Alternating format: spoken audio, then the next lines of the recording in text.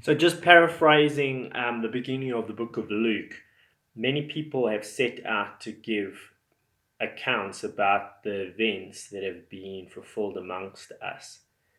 I also have decided to give a careful account to you so that you can be certain of the truth. Um, Being created in God's image and being a representative for God is a human calling. So, my I can't really remember when I first became aware of the supernatural and aware of God.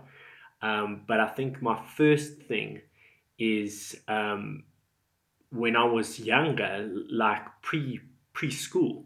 My mom kept on telling me that I would tell her about a recurring dream that I had, that I would convert a combi into a single living space and drive around distributing Bibles. And this was very much before I even, you know, went to Sunday school or was even aware of God.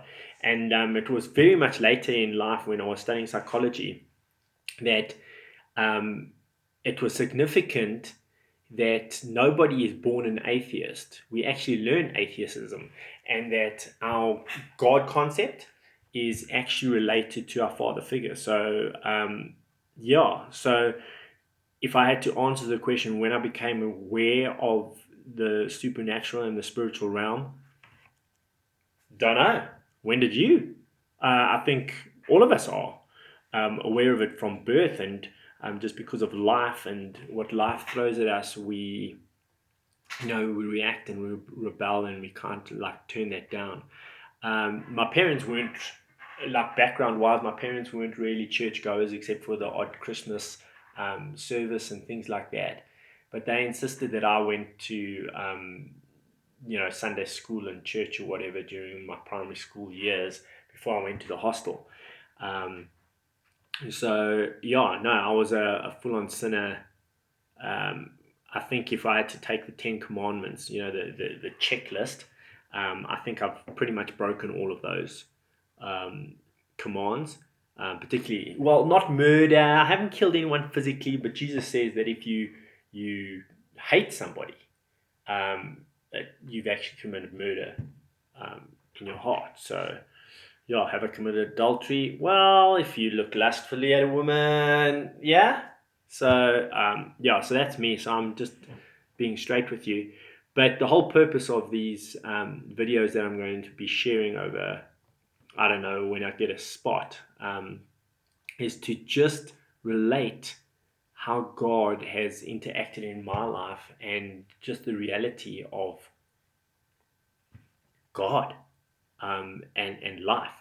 So I think the first real thing was when I came to connect with God. It became conscious to me that God was moving around when I decided very rationally, no inspiration, spiritual woo-ha or whatever, but just rationally, I made the decision that if I didn't think that there was a spiritual realm and stuff, then when I die, either I was right and I become worm food, or if I'm wrong, then I lose big, right?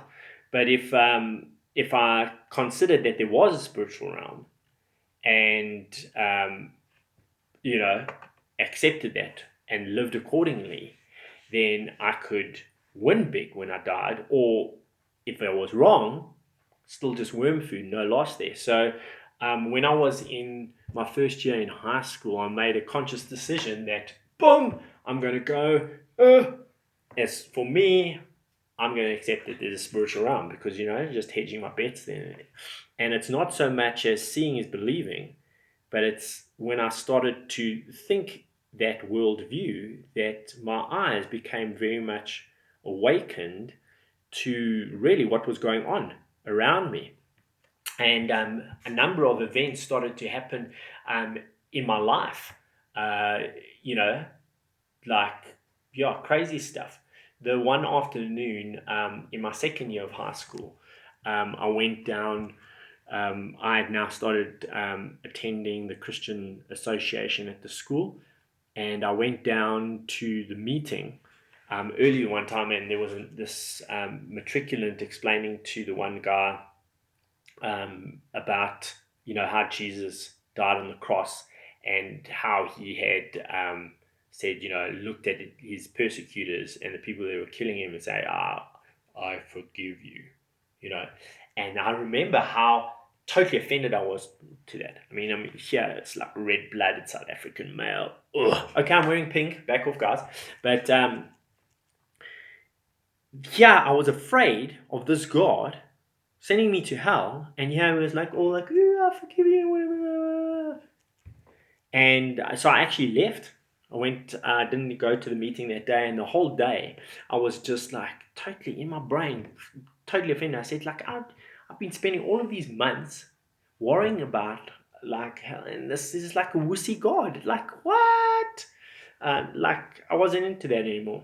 So that night I was lying in my bed, still just unpacking, almost, if you can just imagine, just unpacking, like on a mantelpiece, like all my sins, like all the things that I had done to offend this God, and going like, ooh, he's going to forgive me for this, he's going to forgive me for that, he's going to forgive me for the next thing. And then while they were all out there, this voice just in my own mind, in my heart, said to me, every time you did these things, you killed him. His blood's on your hands. And as a 14-year-old boy, that just broke me. The thing that broke me was the fact that I knew it was true. When like just down in your gut, it's just you. There's nowhere to hide. I knew it was true. And I got out of my bed, climbed into my locker. I didn't want the other guys to see me crying or whatever. Geez, your masculinity just takes a dive. And I just remember sitting there and crying and saying, "I'm a mess now." And the only thing, I didn't even know I was praying at the time. But in hindsight, this was my first prayer. My first prayer was just sorry. That was it. And then that same, I don't know, prompting or whatever in my heart, just asked this. He said, "Do you remember what he said on the cross?" And then those words, "I forgive you," in an instant moved from absolute ludicrism to the most life-giving statement in the world. And my prayer moved from sorry to sorry for whatever I've done in life. I mean, at the time, my parents were like really like in each other's face, and my marks were stuffed up, and I didn't really have much to offer. But I just surrendered it all, and I said thank you. That was the other part of my prayer. 2 words: sorry and thank you. Thank you for whatever you've done for me, and I think that's pretty much what life is all about. Is starting a relationship by owning up and being real, saying sorry, and then the rest of life is just a thank you. And that's what it is. And that's when life really changed around. The supernatural aspect of it was the next morning. So I get out of my bed. Get out of the loft, go to sleep. Had most amazing, peaceful night's sleep. And the next morning, one of the other matrics, he had a relationship with God or whatever. Obviously, let me just tell you this. So he comes in and knocks on our door. Now, a senior knocking on a junior's door, that doesn't happen at the hostel.